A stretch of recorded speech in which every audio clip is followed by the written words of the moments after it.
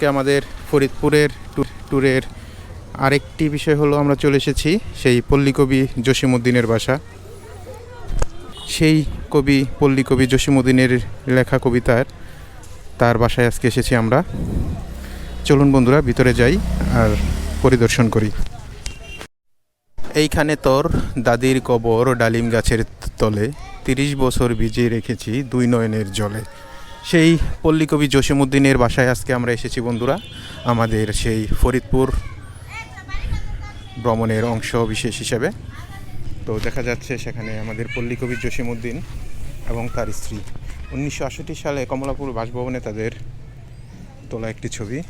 এই হলো আমাদের পল্লীকবি জসিমউদ্দিন এবং তার সহধর্মিণী, যার অনুপ্রেরণায় তিনি এই ধরনের আমাদের জন্য রেখে গেছেন হাজারো কবিতা এবং গল্প।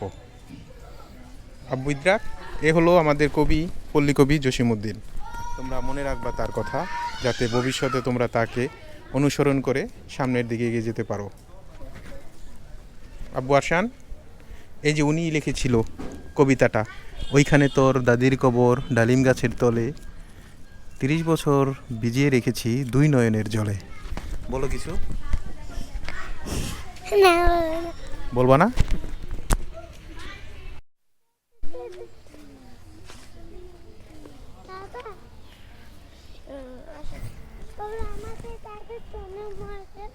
বলো।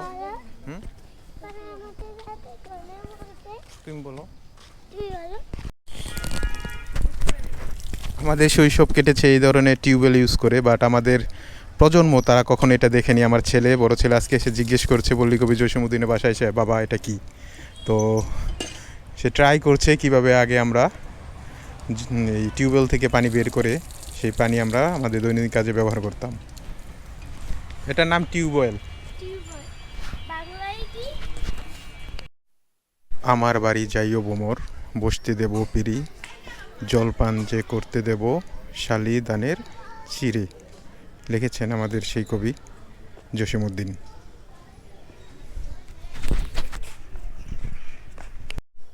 আসে না, সন্ধ্যা হয়ে গেছে।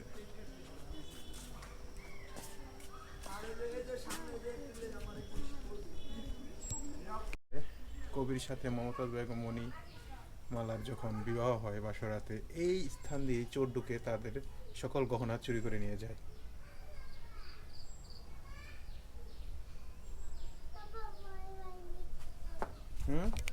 বিখ্যাত খোকা মিয়ার মিষ্টির দোকান, যা কিনা না খেলেই নয়।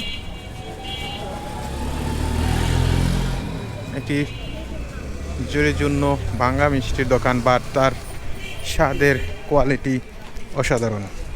এখানে দেখুন, ছানা থেকে তৈরি হচ্ছে গোলা থেকে আস্তে আস্তে পর্যায়ক্রমে সেই রসগোল্লার মতো স্পঞ্জ মিষ্টিটা তৈরি হচ্ছে।